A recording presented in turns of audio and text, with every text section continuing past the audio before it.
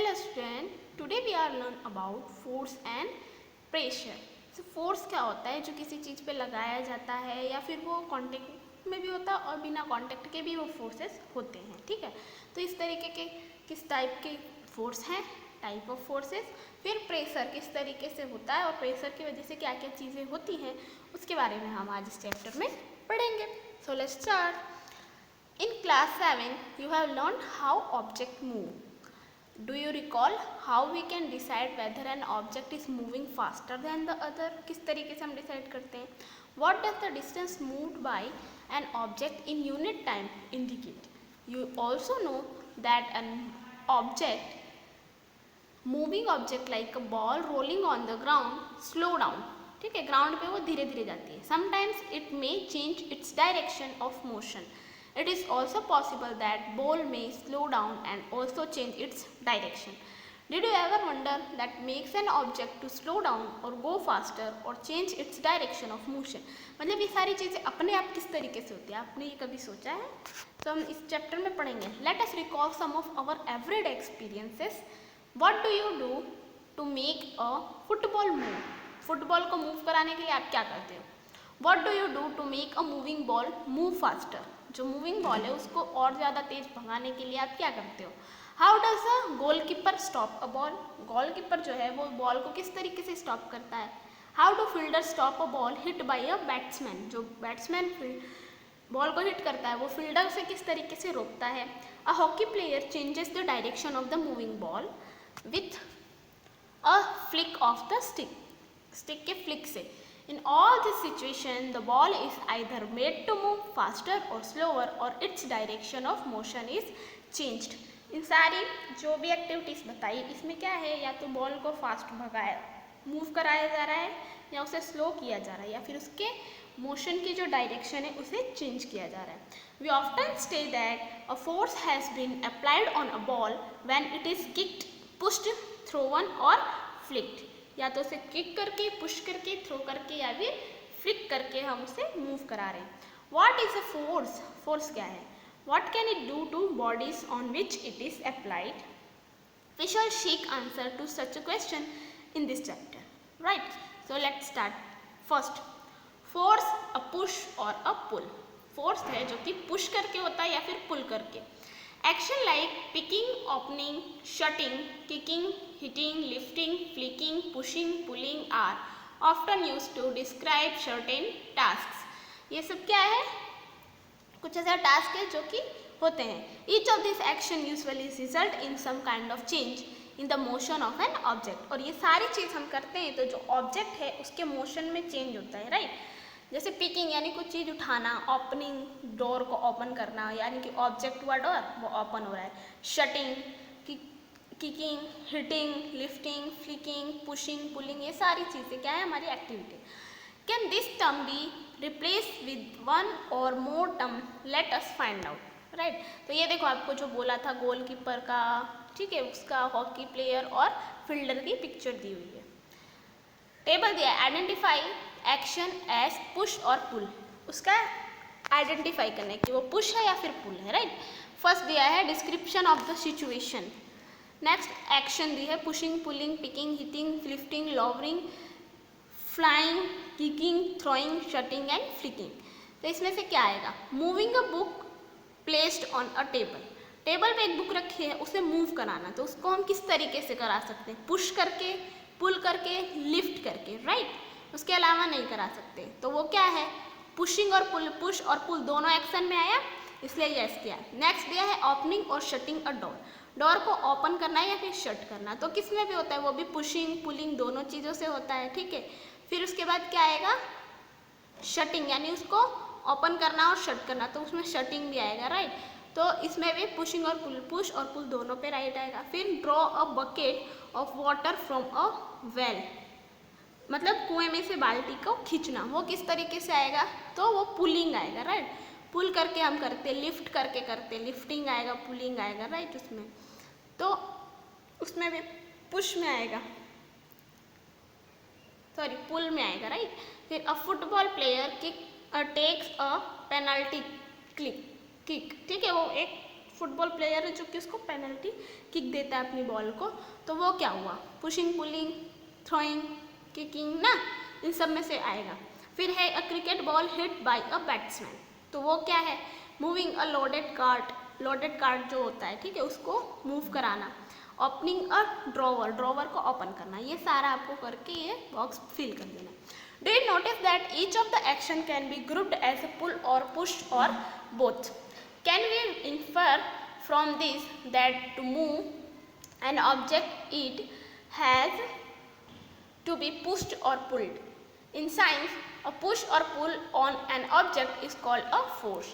और जो हम किसी ऑब्जेक्ट के ऊपर लगाते हैं, उसे पुश करते हैं या फिर पुल करते हैं, साइंस की लैंग्वेज में उसे क्या कहा जाता है, force. Thus, we can say that the motion imparted to object was due to the action of a force. और ये जो मोशन हो रहा है वो किस वजह से हो रहा है, तो वो एक फोर्स की वजह से हो रहा है। When does the force come into play? Let us find out. हमारे प्ले में फोर्स कब आता है, उसे फाइंड करना है, right. Force are due to an interaction में कैसे होता है, suppose a man is standing behind a stationary car, will the car move due to his presence? Suppose the man now being to push the car, that is he apply a force on it, the car में being to move in the direction of applied force. Note that the man has to push the car to make it moves. मतलब एक car है, ठीक है, वो खड़ी है, जैसे कि इसमें दिए पिक्चर फर्स्ट में, वो खड़ा है कार के पीछे, ठीक है, तो वो क्या है, स्टेशनरी मोशन में, यानी वो खड़ी है, कार भी खड़ी, वो खड़ा है, कार भी खड़ी, बंद है। लेकिन अगर वो जो मैन है उसे धक्का मार रहा है, ठीक है, पुश कर रहा है, तो कार जो है वो मूव करेगी, अपने स्टेशनरी मोशन में से वो मूव करेगी और मोशन में आएगी। तो ये क्या हुआ है, फोर्स उसने अप्लाई किया, इसलिए उसकी जो मोशन है वो स्टार्ट हुआ है। नेक्स्ट पिक्चर देखो, हु इज पुशिंग हुम, कौन किसे पुश कर रहा है। नेक्स्ट, हु इज पुलिंग हुम, और कौन किसे पुल कर रहा है, वो दिया है आपको। इसमें भी देखो, हु इज पुलिंग हुम, कौन किसे खींच रहा है, गाय, जो गाय है वो उस मैन को खींच रही है, मैन जो है वो गाय को खींच रहा है, तो दोनों अपने अपनी तरीके से फोर्स लगा रहे हैं, right? In figure 11.3, show three situations that may be familiar to you. Can you decide who is pulling and who is pushing in this case? In figure 11.3, both the girls appear to push each other while the pair of girls in figure B are trying to pull each other.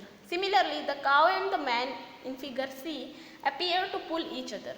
The girl in the two situations shown here are applying force on each other. It is also true for the man and cow. मतलब क्या है कि जैसे इस figure में आपको दिया है, ठीक है, ये लोग एक दूसरे के ऊपर फोर्स लगा रहे हैं अपनी अपनी तरह से, वैसे ही ये मैन और काउ भी लगा रहे हैं, right. From this example we can infer that at least two object must interact for a force to come in to play. Thus an interaction of an object with another object result in a force between the two object. एक दूसरे का interaction करना, ठीक है, interfere करना, और एक दूसरे पे फोर्स ये होता है, एक दूसरे के बीच में जो फोर्स लगता है वो है ऑब्जेक्ट के। नेक्स्ट है एक्सप्लोरिंग फोर्सेस, फोर्सेस को एक्सप्लोर करना। Let us try to learn more about force. Have you ever seen a game of tug of war? Tug of war देखिए ना, रस्सा खींचे जो जिसे कहते हैं वो। In this game two teams pull at a rope in opposite direction. Members of both the teams try to pull the rope in their direction. Sometimes the rope simply does not move. It is not similar to the situation shown in figure. The team that pulls harder, that is applies a large force, finally wins the game. जो ज़्यादा force लगाता है वो जीत जाता है, वो तो हमें पता है, हमने ये गेम बहुत खेली है। What do this example suggest about the nature of force? तो ये एग्जाम्पल जो है वो फोर्स के नेचर के बारे में क्या समझा रहा है हमें। Forces applied on an object in the same direction add to one another. एक ही डायरेक्शन में जब होते हैं तो वो एक दूसरे के साथ ऐड होते जाते हैं. Now recall what happened when you and your friend pushed the heavy box in the same direction in activity 11.2. Right? तो उस पर क्या, अगर एक ही डायरेक्शन में हम उस चीज़ को पुश करेंगे या पुल करेंगे तो वो क्या होगा, एक ही डायरेक्शन में, मतलब दो लोगों का फोर्स है वो ऐड होकर उस ऑब्जेक्ट पे लगेगा. If the two forces act in the opposite direction on an object, the net force acting on it is the difference between the two forces. और अगर एक ही ऑब्जेक्ट है उस पर हम आमने सामने खड़े होकर के फोर्स लगाते हैं तो दोनों के फोर्स का क्या होगा, डिफरेंस होगा। अगर एक साथ एक ही डायरेक्शन में लगा रहे तो ऐड होगा, और अगर ऑपोजिट डायरेक्शन में है तो डिफरेंस आएगा, मतलब उन दोनों के बीच का डिफरेंस निकाला जाएगा। What did you observe in activity 11.2 when both of you were pushing the heavy box from opposite direction.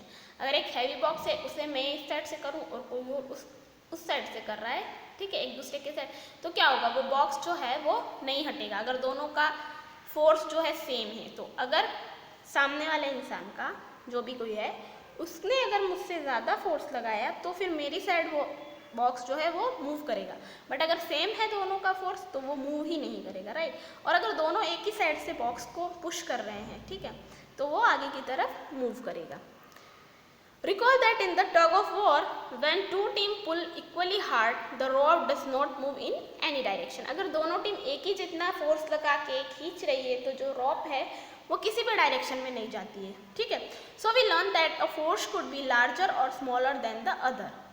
The strength of a force is usually expressed by its magnitude. जो उसकी स्ट्रेंथ है वो किससे major की जाती है, actually express किस तरीके से की जाती है, तो मैग्नीट्यूड की वजह से। We have also to specify the direction in which a force act, force किस डायरेक्शन में एक्ट कर रहा है। ऑल्सो इफ द डायरेक्शन और the magnitude of the applied force changes, its effect also change.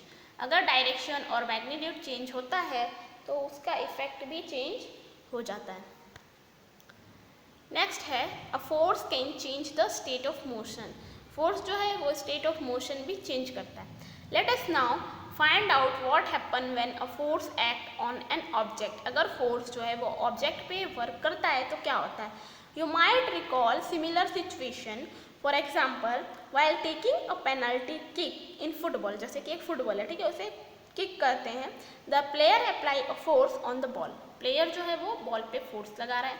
Before being hit करने से पहले the ball was at rest and so its speed was 0, ठीक है। पहले जब उसने किक किया उससे पहले बॉल जो थी वो रेस्ट में थी, ठीक है, कुछ नहीं हुआ था, वो नीचे से थी, तब उसके पास फोर्स कैसा था, स्पीड कैसी थी, 0।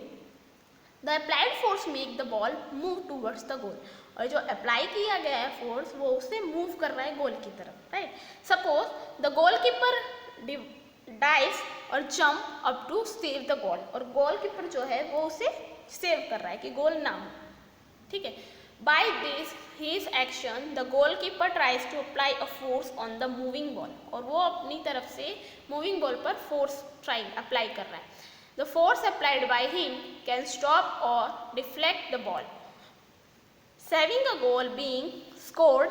If the goalkeeper succeeds in stopping the ball, its speed decreases to 0.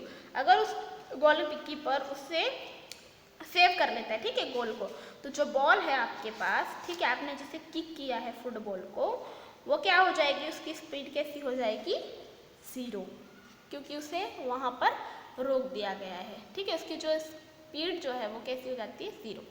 The observation suggests that a force applied on an object may change its speed. जो फोर्स हम उस पर लगाते हैं उसकी या तो स्पीड कम हो जाएगी ऑब्जेक्ट की। If the force applied on the object is in the direction of its motion, अगर जो फोर्स है वो उसके मोशन पे लगाया जाता है, जिस डायरेक्शन में वो मूव कर रहा है, the speed of an object increase, तो जो उसकी स्पीड है ऑब्जेक्ट की वो कैसी हो जाएगी, इंक्रीज हो जाएगी। अगर उसे हम उसके ऑपोजिट डायरेक्शन, जैसे कि वो सीधी जा रही है, ठीक है, और हम उसके सामने से आ रहे हैं तो वो रुकेगी, ठीक है, उसका जो स्पीड है वो डिक्रीज हो जाएगी, चेंज हो जाएगी। और अगर उसी डायरेक्शन में हम उसे और पुश कर रहे हैं और स्पीड दे रहे हैं तो वो उसकी स्पीड इंक्रीज हो जाएगी। If the force is applied in the direction opposite to the direction of motion, then its result in a decrease in the speed of object. तो उसकी स्पीड कैसी हो जाती है, कम हो जाती है, डिक्रीज हो जाती है, ठीक है। This is given a picture to you. To move a tire faster, it has to be pushed repeatedly. देखो टायर जो है वो मूव कर रहा है, ठीक है, उसी की डायरेक्शन में हम उसे और मूव करा रहे हैं, ठीक है, तो वो मूव करेगा।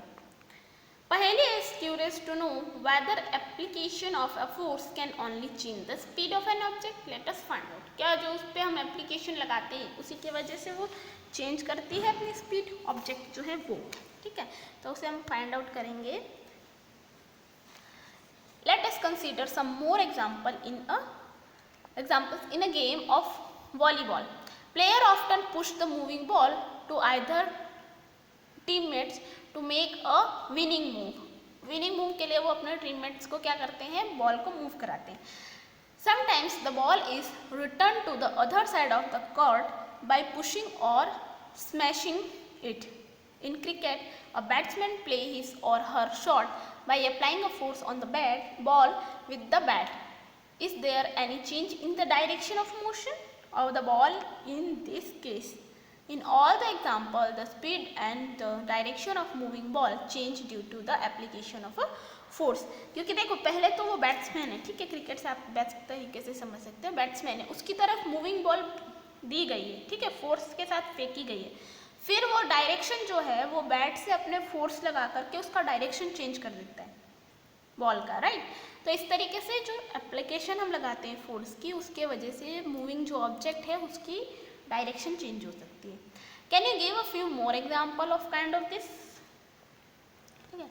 Next, a change in either the speed of an object और इट्स डायरेक्शन ऑफ मोशन और both is described as a change in its state of motion. उसके state of motion में change हो रहा है.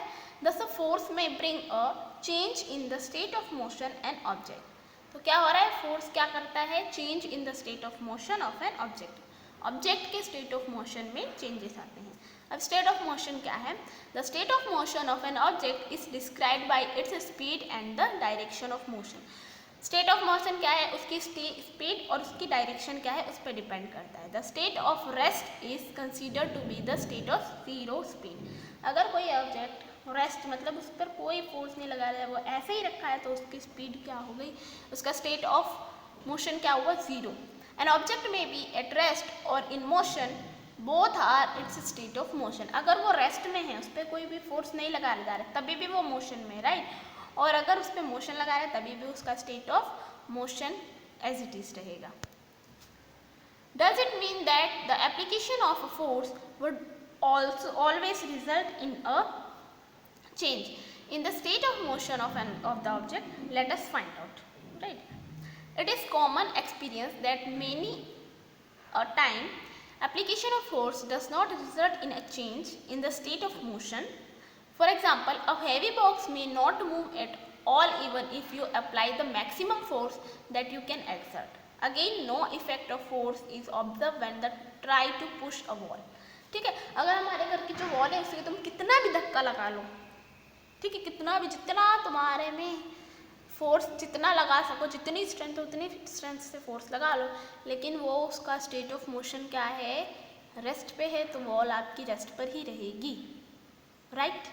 कोई हैवी बॉक्स है, आपकी स्ट्रेंथ से ज़्यादा स्ट्रेंथ उसमें है हैवी बॉक्स में, ठीक है, आप उसे नहीं हटा सकते कितना भी आप फोर्स लगा लो, राइट. तो वो क्यों होता है, वो सारी चीज़ें हम आगे पढ़ेंगे. Thank you.